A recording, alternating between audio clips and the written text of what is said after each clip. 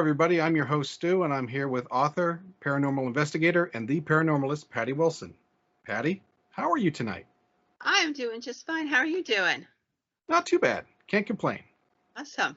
I'm glad to hear it. I've been kind of excited. I've spent the last couple hours going over all my notes. I wanted to tell these amazing stories. I've always been fascinated by giants, from Nephilim all the way out to just giants.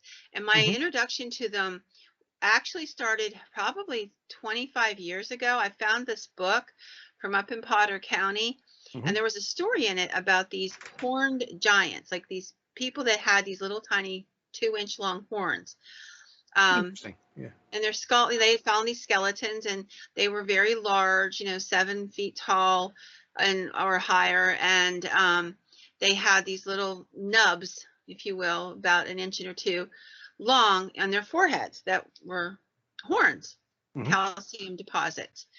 And so that got me thinking a lot about what we don't know about our archaeological background and our historical background. And so I began poking around. So everybody's heard stories about mound builders. You see them in Ohio and Pennsylvania and West Virginia, Kentucky, Indiana. If I missed any place, I apologize to that state. There's several states that have mound builders, and basically they come from what they call the early woodland period. And these are primitive peoples, native peoples, who built these huge mounds in which they buried their dead, often Okay. in certain patterns.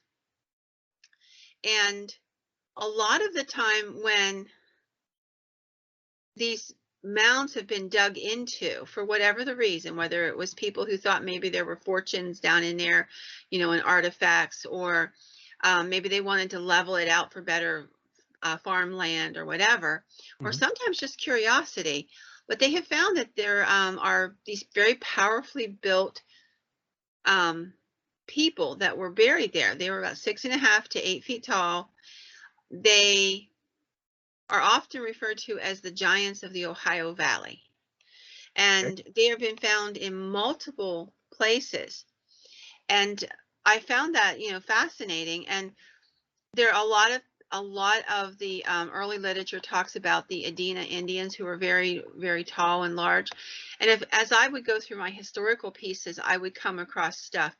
For example, in the late 16 and early 1700s here in Pennsylvania, there were people, white people who came here, who would write about certain native people who were 7 feet tall and exceedingly strong, that they met, or that they traded with, or what have you. And they didn't write about them like this is a giant in the land. They talked about their extraordinary muscle tone, how large they were compared to the Europeans. That they were able to hunt deer and literally just run them down. Oh, wow. Yeah. And this was not unheard of. And on multiple levels, you would find these journal entries and these notes about all of this, which I found fascinating. So, I can see why. because they don't fit the narrative that we've been given. And so I started collecting these stories long ago, and there are just so many of them. In 1932, there was an archaeologist named George Fisher who excavated one of the mounds, and he had done so because he had heard that there was somebody looting them, that there were some local guys that were digging into them and trying to find artifacts to sell on the black market. And he wanted to, protect and document as much of this as he could. So he began to do that. And there's a quote from a newspaper at the time, and it says, one of the most interesting reports that go into the archives about this particular man is that of a giant 7 feet 5 inches tall. This titan was found in the 5th level of clay in the mound, where the bodies were sandwiched between 11 layers of sandstone. The majority of the adults were between 5'10" and 6'3" in stature, which, when you think about it, the average person was 5'6", European person. So to them, this was a very tall person. Some of them ranging up to 7 and 8 feet tall. There's one skeleton that they call them the mighty men. One of the mighty men is 7 feet 5 inches tall, And the remains of the women and children show that they had tremendous stature as well. Heavy, primitive faces topped with these mammoth bodies. Fisher says, for all the skulls were heavy boned with massive jaws and strong teeth that could have ripped and shred meat. So, he was saying that these were a very strong and powerful people. I thought that was fascinating. And they go into talking about the Adena Indians and what have you. There's a place called Pollux Hill, which is another mound. There have been multitudes of these mounds that are found, and I thought we would talk a little bit about some of those. There's another one called Squawky Hill. The Squawky were a Native American people, and this was in northwestern Pennsylvania. And there are mounds there that near the Hopewell Furnace influenced areas. And Squawky Hill culture talks about all these very tall people that were found, very massively built in Bradford County, PA. And I'm starting out in PA because that's where I know the best. Okay. There was a man who was a skeleton of a man. It was 8 feet 2 inches, a Native American man, or at least a native of some sort man, Sure. who was 8 feet 2 inches tall. He was found by a gentleman named General McKean in 1822. This one was kind of an accident. So McKean's digging a cellar for his home, and he comes upon this rock surface, and there's a lot of limestone and what have you and granite in Pennsylvania. So he thinks, well, I wonder if it's just a rock that I can chip away or blow up or something, or if I'm going to have to just figure out how to build around it. So as he starts smacking at it, and he hears a hollow sound. So he realizes whatever it is, it's not a solid piece of rock. And they begin to pound on it to break it open and break it up. And it turns out it's a capstone for a vault. Oh. And in this vault, it turns out there is the body or the skeletal remains of a man who was 9 feet tall. And the skeleton was, or excuse me, he was 8 feet 2 inches tall, but the vault was 9 feet long in length. And so they found a lot of these kind of things all over the Northeast, where they're literally buried in stone sarcophaguses, and they're chipped out, they're obviously created, and then a capstone is placed over top of them, or the bodies are laid in a certain particular patterns and secured in certain ways. It's fascinating when you're reading through all of this. The way this sarcophagus was explained, it said a careful examination of the sarcophagus revealed it was flagged at the bottom, with the sides artistically built up and a flat capstone laying on the top. So it was definitely created. It wasn't just an accident. These people set out to do whatever it is that they did to make this thing. And I just thought that was really fascinating. And then, you come into other places, they have also found the horned skeletons and what have you. But I have to tell you, Pennsylvania has more than its share. There's a place in Bradford County called Sayre, PA. And in the 1880s, they found multiple skeletons with bony projections of about 2 inches above the eyebrows. And it was a lot of them. So it wasn't just like a genetic fluke or something. So they have found a great many of them over the years. Now, I'm not saying thousands, I'm saying dozens. Okay. Yeah. But still enough to know that this was something that was a little more common. And those were found in a place called Spanish Hill. And they've been found in a couple other places as well. Now, I thought it was interesting because you go through the history of the of all the possibilities. So one possibility is that they are they have a genetic issue that causes the people within this particular tribe or nation to have these bony protrusions. Another is that people exaggerated and for various reasons stretched the story, shall we say, pardon the pun. Okay. And another one is that they might have been Nephilim. If you go back to the Bible times, they talk about there being giants in the land, and that these were the product of human women sleeping with the sons of God, or, which would be either angels or demons, either one. They both qualify for that title. And they were often called the Shining Ones. Or the Nephilim could be called the Shining Ones, or their children could be called the Shining Ones. And when there's ancient depictions of them, they're always depicted with horns on their heads. Interesting. Yeah. So, that's another possibility.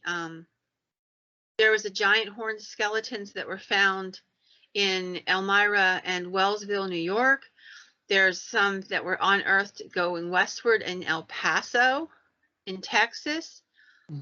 And this was actually testified to by a Texas Ranger. He had been called out thinking he was working on a murder case, and they found this skull, and he thought this was maybe another victim of the same murderer. And when he got out there, it very quickly became obvious to him this was not one of the crime victims, Yeah. And so he logged all the information on it, so it still exists. And I just think the written report still exists. Yeah, and all of that exists because he just logged it. I mean, what was he supposed to do? He was a police officer, so he did what they do. They made reports. Mm-hmm. So I'm just fascinated with this whole topic, and I mean, I'm obviously going to share some more. The Seneca Indians had a word they called, it was chemung, and the chemung, when you translate it, means the big horns. And they talked about the Chemung people who were there when they got there. Well, that's also the name of a river that runs in lower New York, right above Sayre, and I'm familiar with that area. Oh, and okay. that's Chemung. Yeah, Chemung. Yep. Mm-hmm. But yes. That's how we'd spell it, at any rate. Mm-hmm. And actually, yeah, that's right. That's how it's spelled, at least in the research I found. Mm-hmm. And supposedly, these people lived along the Chemung, and that's why the whole area got the name it did. So I just, I found that here in Pennsylvania, we have a plethora, if you will, of such stories, and all the way up through the whole Northeast is like that. There's newspaper accounts, and they just go on and on. I was going to share some of the more interesting ones with you this evening, but it's amazing to me that all of this information isn't being put into our record, but we're going to talk in a little while about why that is so. So giant skeletons were found in about the 1850s in Rutland and Rodman, New York. They said that these were so large and they were so thick that their vertebrae was almost twice as large as ours is today. Wow. So think about how strong and powerfully built they had to be. In Ohio and Ashland County in 1879, there was a 9-foot-8-inch skeleton excavated, and there's a 6-foot-6 skeleton in Utah mounds. I just found that it was fascinating. And then one here that they found 10 skeletons in this one. 10 skeletons, both male and female, were found in Warren, Minnesota in 1883. This came from the St. Paul Pioneer Press of the day. It was found printed on May the 23rd of 1883. The skeletons averaged 7 feet 6 inches. And in the American Antiquarian, you'll find in West Virginia that they found skeletons that seemed to be approximately the same height. In a place called Gasterville, PA, they found a vault in which there was a skeleton of a male. He was 7 feet 2 inches. And interestingly enough, they found inscriptions carved on the vault that they don't know how to read, that nobody, even native people, say they don't know what they are. In Yosemite Valley, they found the mummified body of a woman measuring 6 feet 8 inches tall, and she was bound holding an infant that apparently had died with her. So, I mean, the stories are literally legion. As you go on, you find more and more. 20 skeletons seated facing east with their jaws and teeth twice the size of those of present-day people were found in Toledo, Ohio in 1895. These are significant. I mean, I could go on for hours. In 1931, large skeletons were found in Humboldt Lake bed near Lovelock. Now that's going to bring us to one of my favorite things. So there's this cave called the Lovelock Cave, and there's bat guano, which is used to make saltpeter, which is an ingredient you use when building, making gunpowder. And fertilizer. Yeah. And fertilizer. So it's worth something. So these people were digging in there in this cave, looking for, take this product out that they could then use and sell. And they came across a male and a female skeleton. Now these skeletons had been inside this cave for, a long period of time. And they had some interesting traits. They were extremely large. They had red hair, and they could tell because they were staying inside where it was, they were inside where it was protected. So they could see some of the hair was still clinging to the skeleton, to the skull, Okay. and laying there around it. They had shoes that were made out of bark that were still there, bits and pieces of it. You could see what they were. Some of their clothing still remained because it was out of the weather. And the one skeleton, the female, was 8.5 feet tall and seemed to be wrapped in a gum-covered fabric, almost in an Egyptian manner. So bound with her hands like this, and and wrapped tightly. And the male was almost 10 feet long. Now this comes from the newspaper in the area. And here's something else that makes this interesting: is they had some distinct features that you will come to hear are part of a lot of the giant stories. So I don't think there's one kind of giant. I think there must have been multiple, because the Susquehanna Indians and some of the other native people, they had giants among them that were 7 and 8 feet tall, but they did not have any, other than the horned ones from the Adinas, they didn't have any kind of defect or change or alteration in them. But now, starting with Lovelock, we come across something that's really interesting. These people have double rows of teeth and 6 fingers and their hands and 6 toes on their feet. That's unusual. Yeah. And they both had it, and then they in and found of itself, other than the fact that they're giants, that's even more unusual. It is. And then another one was found, another skeleton that was 7 foot 7 inches tall, near Lovelock. And this was found in 1939. And this skeleton also had the double teeth, the extra finger, a digit on their fingers and hand and feet. And this becomes a feature. You're going to run into this multiple times in different places. So the Indians of the area, the Native Americans of that area, they had a legend about when they came to this area. There were already these white people that were there that were the giants, and they were fierce warriors, and they had the double rows of teeth, and they had the 6 digits, and they were ferocious, and they would often steal women and children from the native villages and eat them. Ooh. So they were cannibalistic, if you will. But this is a legend that has been passed down for for hundreds of years about these people that were there, and it's just not died out. There's been, in 1888, there were 7 skeletons found buried in Minnesota in Clearwater. They were sitting in a position. They had double rows of teeth. They had low foreheads, and long sloping foreheads, and like elongated, and very prominent brow ridges. And that's pretty distinctive when you think about it. And it wasn't because of head binding, as far as they can tell, because um, when you do that, like there's telltale marks where the bones are rubbing against each other artificially, Okay. and can't, you know what I'm saying? And there was none of that there. So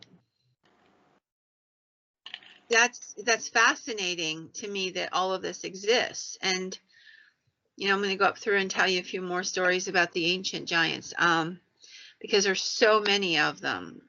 In Arkansas, I'm going to say this one wrong, I apologize, but it's the Chickasha.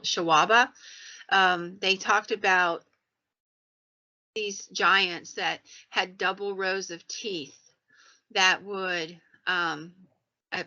actually attack them. In Niagara in New York, they had stories about giants with double rows of teeth and extra digits that were a fierce, violent group of individuals who would come and attack them and steal their women and children. And again, you have the I don't know if it's cannibalism, because they're not exactly human in our respect of human, like they weren't like us. 18 skeletons found in Wisconsin, 9 feet tall.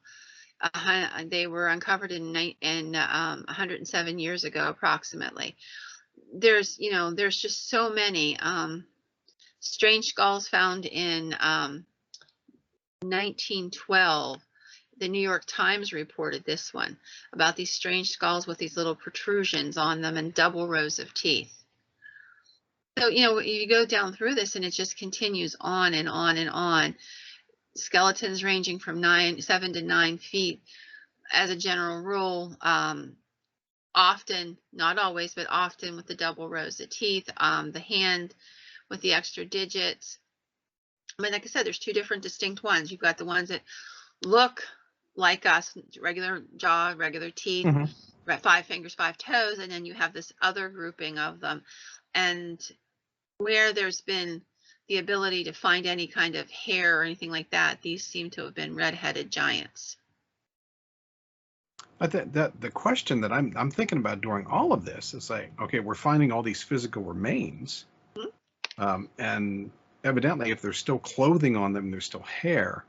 They're not that old as far as history would go, right? So, where did they go? Where are all the pieces? You mean where are all the No. bodies?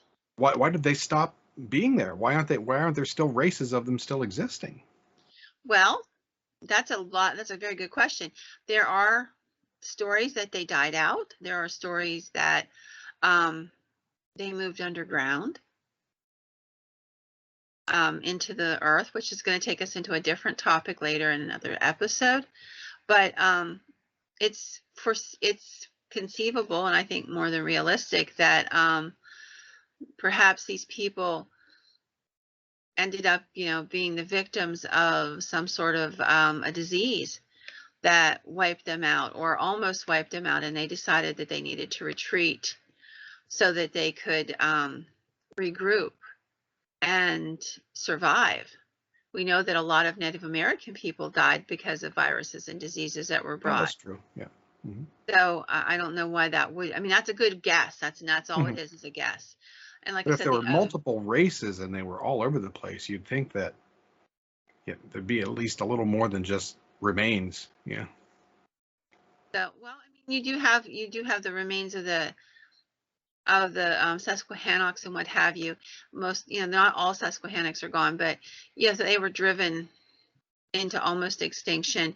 And of course, if you are not able to eat as well as you used to, then your size starts to shrink. And you see that in people that have been chronically starved, that they become smaller in stature. So over time, I suspect that could happen. But there's some fascinating photographs. There's some photographs of them. One picture in particular where there's 2 men standing, and in between them, almost a head, and he's more than head and shoulders, like almost to the elbows of this giant figure who they have in a large casket. And there's many other pictures, because they did have photography at the time, and people wrote about it. This was in the newspapers and what have you. So there's some fascinating photographs of these skulls, and the skulls with the horns and that kind of thing. There's even by the way, there's even a skull picture of a skeleton of a female. Again, she might be the one from Lovelock. They don't identify where she's from, but she's got a baby in her arms and she's bound. So it very well could be the Lovelock female. I just find it so fascinating that this is happening, and we don't talk about it. It's not in the history books. It's not. And to be honest with you, in Pennsylvania, we have the Conneaut giants from Conneaut, Pennsylvania. We have the Adena. There's multitudes of them. And this is all over the world, not just the United States either. There were giant people all over the world. You can go to the folklore, the history, and the what they call forbidden archaeology of almost every nation on the planet and come up with these kinds of stories. And often the bones. And that takes us into probably what I think, me personally, I think one of the biggest questions is, so if all these bones existed and they found them and there's all these pictures, where are they today? You know, Very good question. Why aren't we going to the Smithsonian and seeing them, you know, as a display of ancient people? And the truth is, we're not, because I believe there was and I'm not the first person, this is not my theory, it's just I agree with it. There was a concerted effort in the early 1900s to not allow these stories to get out, to destroy them, because there were a lot of people in science at the time that had decided there was a narrative that was going to come into play, and that was the narrative of you know, Darwinism and what have you. And so they had a vested interest in this. And when I say vested interest, I mean, they've gone to school for this. They're writing books about this. They're setting up museums based on this. Their livelihood is based on this being true. And then out of nowhere come all these skeletons and skulls and things that just don't make sense. What do you do with them? So here's what I do know. I do know that there are hundreds of newspaper accounts dating to the early 1900s. I'd say even the mid 30s, 40s. And we know those accounts exist because there's newspaper archives that have them. And there have been some very intrepid and enthusiastic people collecting these stories who've literally gone through thousands of newspapers and gathered all these types of stories. From newspaper to newspaper to newspaper. We know that from those newspaper accounts, we can trace them to where they went to next. So maybe they ended up in the sheriff's department or the little local museum, or Doc so-and-so had the skeleton in his office on display. We know all that. Those are the things that we can find out from the paper. So this is where it was found. This is when it was dug up. This is, you know, the condition of the burial. This is who took control of it at some point, and you can follow it. And then comes the next step. So what happens next is 15, 20, 30, 40 years go by. The Smithsonian's now becoming very influential. Somebody from the Smithsonian comes and says, hey, we'd like to take a look at your skeleton because we think it has some archaeological information we need to gather.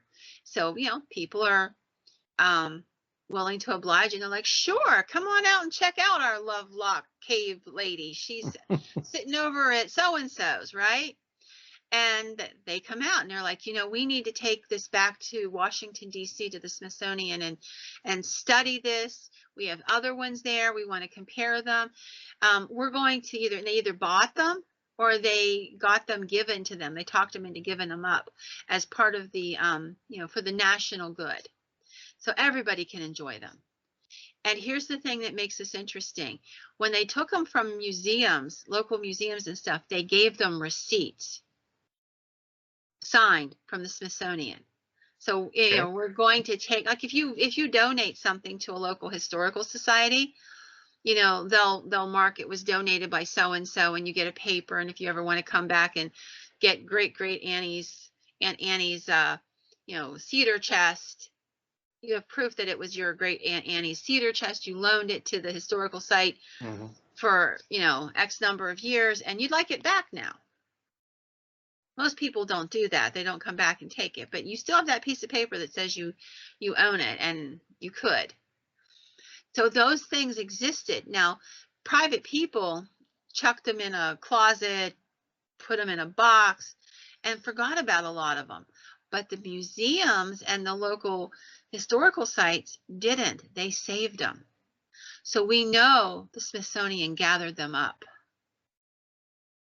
Now, what happened to them? They got to the Smithsonian, and then what happened?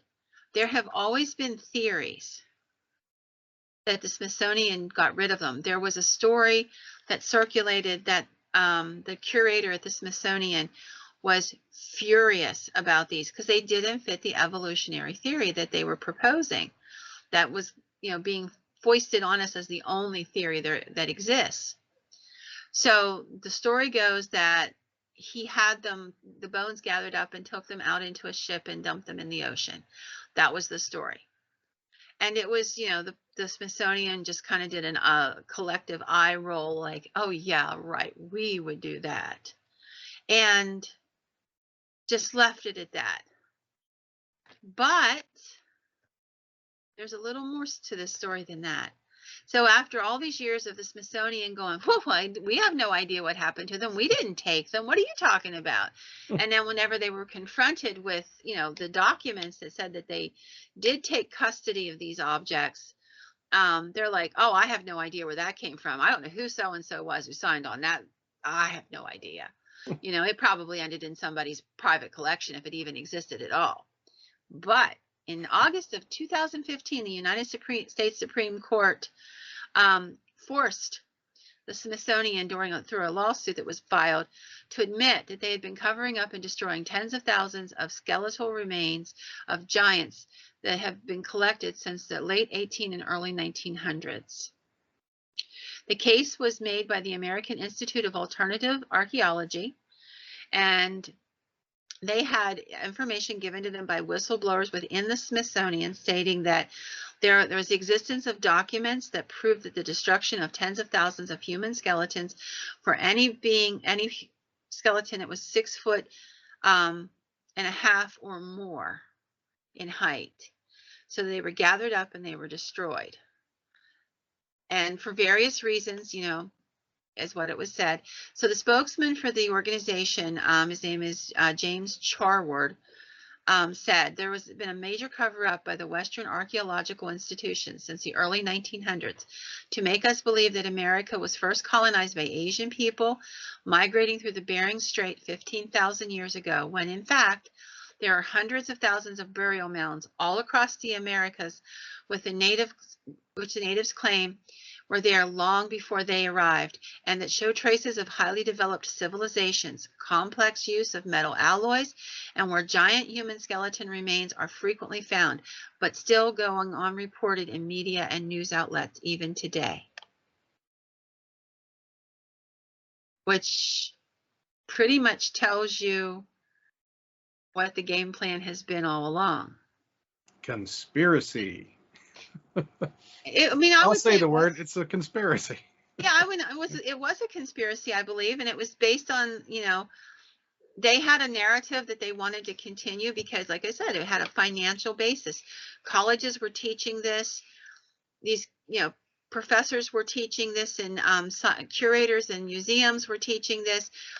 Writers were writing about this, and then all of a sudden along comes these huge bones that totally blow that narrative out of the water. Well, you can either rewrite archaeology, which they've already taken great pains to create a narrative for, or you can just make the bad stuff go away that causes everybody to ask questions. So, there's evidence that the Smithsonian in the mid-1930s that they did away with all of them, or at least most of them. Well, these mounds, they still have to exist. The So, mounds do exist. and so I'm guessing it would be just based on the information that you've presented, it's probably been made illegal to investigate any of those mounds. Yes, you're right. It's illegal. Most of the places you can't do that. I mean, there's some few places where people have attempted it because it was on private land. But then into play came the idea that this was desecrating somebody else's sacred burial grounds. And so that also added to the stigma of trying to dig to them. I'm not saying I suggest you do it or not suggest you do it, but it certainly is a good way to keep it all quiet. I would say so.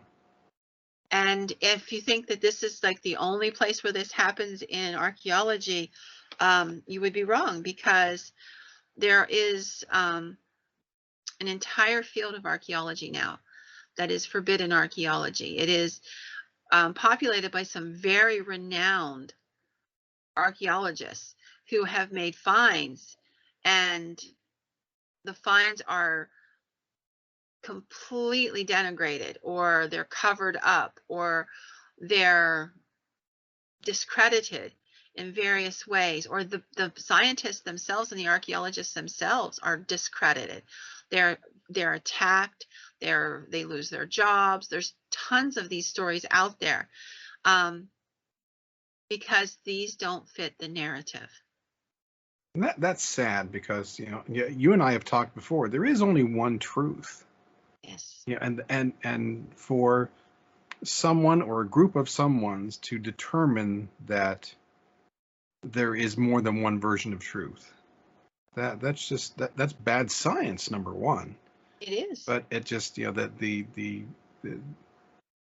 don't even I'm at loss for words, really, because that's just so wrong. It is. It's extremely wrong. Scientific method says you do whatever you do, you find whatever you find, and then you let the science take you where you need to go.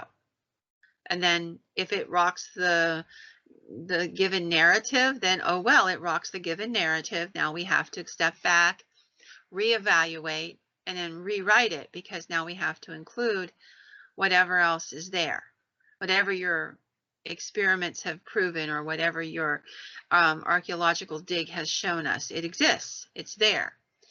But in a lot of places and in a lot of things, we are told, here's this neat little package, and as long as you stay within the little package parameters, life is going to be awesome. And if you don't, then we're going to make you into either an idiot or a charlatan or something of that nature, and we're going to destroy you. And you see that in so many areas, not just in archaeology, but you see it in crime, where there's a narrative that gets put forward, and it neatly packages stuff up, except maybe it's not the right person who goes to jail. You see that in politics. You see that in science all the time. You see it in all the different facets. News is the same way. I have to tell you, any illusions I had that the news media tells you the truth died for me many, many years ago. I was 18 years old the year I graduated high school. There was a incident that happened with my graduating class where two young men got into a fight. One young man was shot and killed.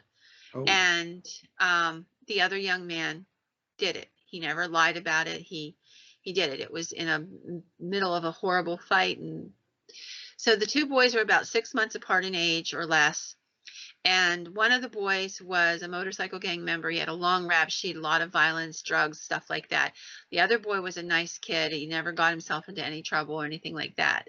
But he was a couple months older than this boy that got shot, the kid that was from the motorcycle gang. And the newspapers the day after the shooting read, "Williamsburg man slays Holliesburg youth." And there was only a couple months difference in their ages. It did not take into account anything else that had been occurring. The fact that the boy from Holliesburg had attacked the other boy and was attempting to kill his brother. None of that came into play. And I knew the whole story because these were all people I knew. And at no point in time did the press ever decide they were going to tell the story from all the angles. It was always this one. And you see that today. You see that in everything. It was just a single narrative. This is how it goes. And if what the truth can be damned, you know, we don't care. This is how we want to tell the story. I'm just keeping my mouth shut at this point because I'll say things that will get me in trouble. Because Well, I would step on a soapbox and just you know, and even and if you look back at cinema, I know that the previous incarnation of the show, you were talking about cinema a lot with the former co-host. Look at the Planet of the Apes movies. Okay, how the apes silenced all of the information that they weren't the premier species on the planet, that humans came first. Yep. You know, and the archaeological digs, you know, the cave where they found the doll that talked, you know, they ended up blowing it up so that nobody could get back into it. And the same thing is happening today. It's just with different articles, you know, just not between apes and humans, but. Right. No, and I agree with you. And it's exactly where my head went when I was doing the research for it, is that something or someone is determining what our narrative should be. And then things that don't fit that narrative are being destroyed or deleted. One of the great fears about going to an entirely digital world is that it is so easy to manipulate. You know, I have a book and I can have that book for 100 years and give it to my kids and my grandkids, and the book's still going to say what the book says. You can't silence that book as long as it physically exists. But as we have seen with the internet, things can be pulled down, news stories can be altered, and you see that a lot. You see where they, you know, maybe the New York Times said in 1988 something, and then they decided, oh, that doesn't sound so good today, so let's just edit that. And unless you've taken the time to save and print a physical copy of what the New York Times said in 1988, it's now gone. We're sitting on microfiche in some library that's impossible to get to anymore. And that's the same as what happens with the stories. You know, what made the curator of the Smithsonian think that he had the power and the right to destroy history? Maybe I can't tell you why that history exists. I can't tell you where they went. I can't tell you all the answers, but I know they existed. And then other minds, greater minds, will figure out some of the other stuff over time. If we would have been able to take a serious look, unfettered, at what this might have meant and led to, maybe the narrative's vastly different than what we think. You know, we know that Christopher Columbus isn't the first dude to discover America. Leif Erikson found it. We know the Polynesians found part of it. We know a lot of different things occurred. Does that make any of it not true? No. I mean, I'm sure Columbus thought when he found it, he found the wrong place. He thought he was going to the West Indies, but you know, still, I bet, you know, he was pretty damn excited. If he didn't take tomatoes back to Italy, we wouldn't have pizza.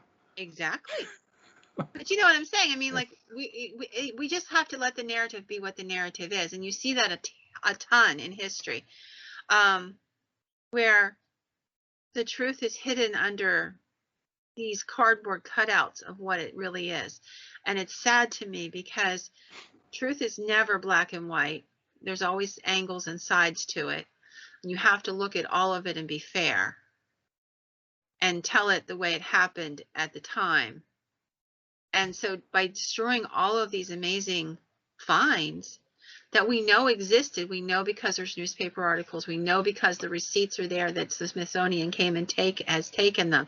We know because there's photographs that these things were there. And to have destroyed all of that, that is a crime against humanity in its own way.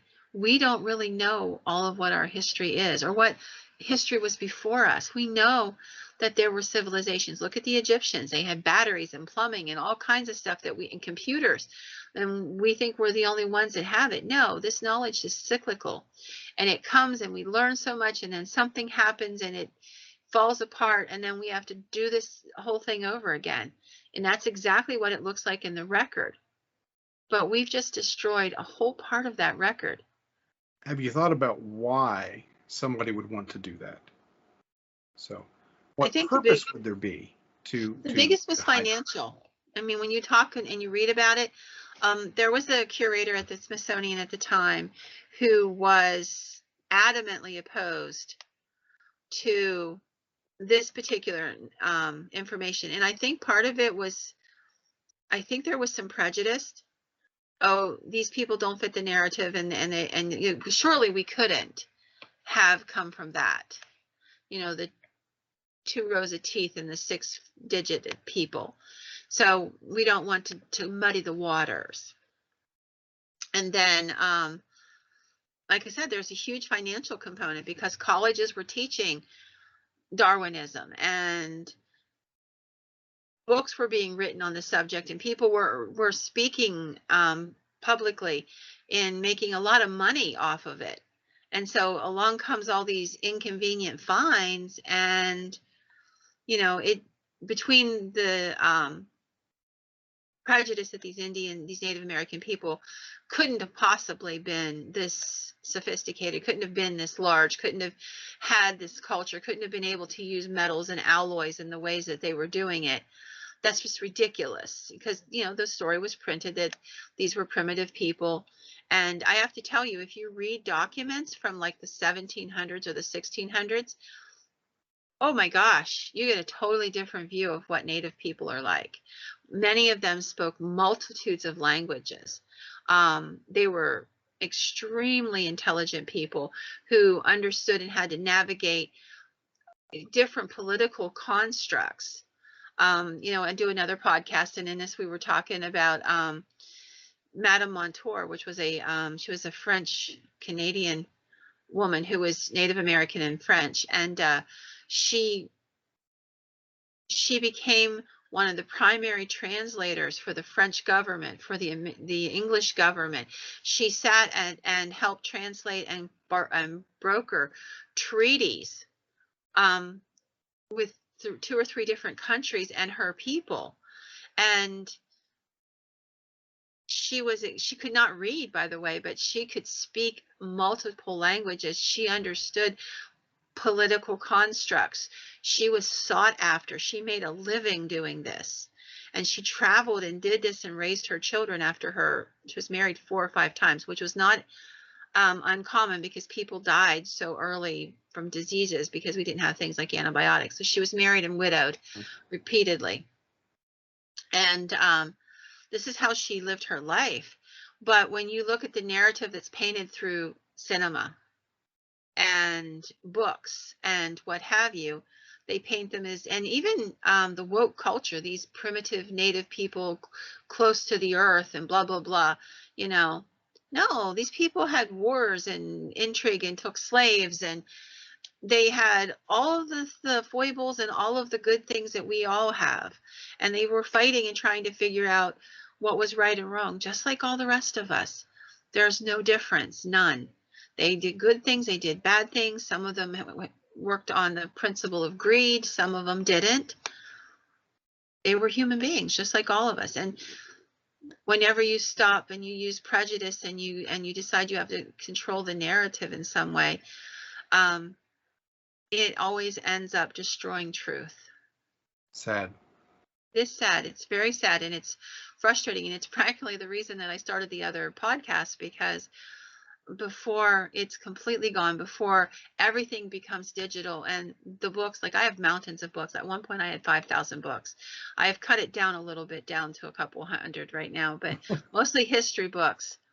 And some of my books date back to the 1700s.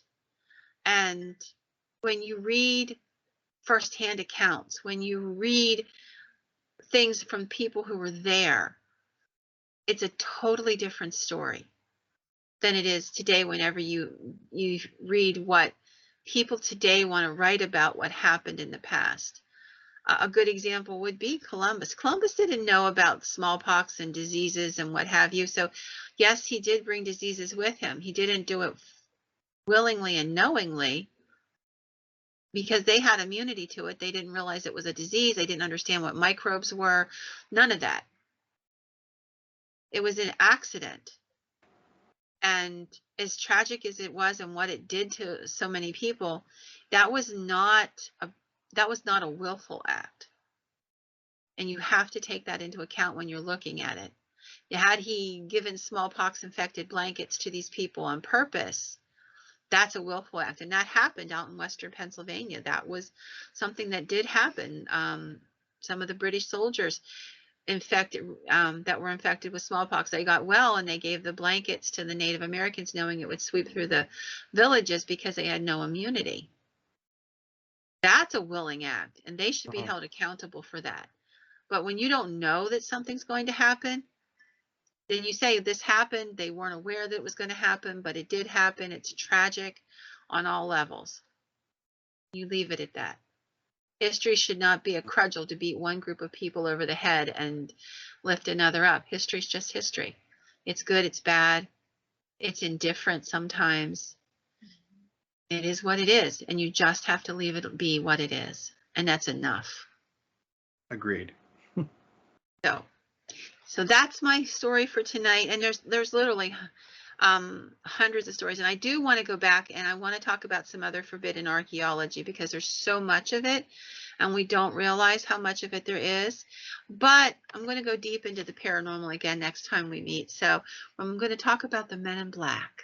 Oh, I'm awaiting that one. So, I have to tell you, they fascinate me. They kind of scare me. Those and black-eyed children are probably two of the things that scare me the most in the paranormal community, because I understand ghosts. I even understand demons. I do not understand these things. I don't know what they are. I don't know where they come from, and I don't know what their purpose is exactly. But we're going to explore some really interesting stories and theories about it. All right. So, and join us for the ride, folks. Yeah. Come back with us and enjoy another episode. And for all of you, good night.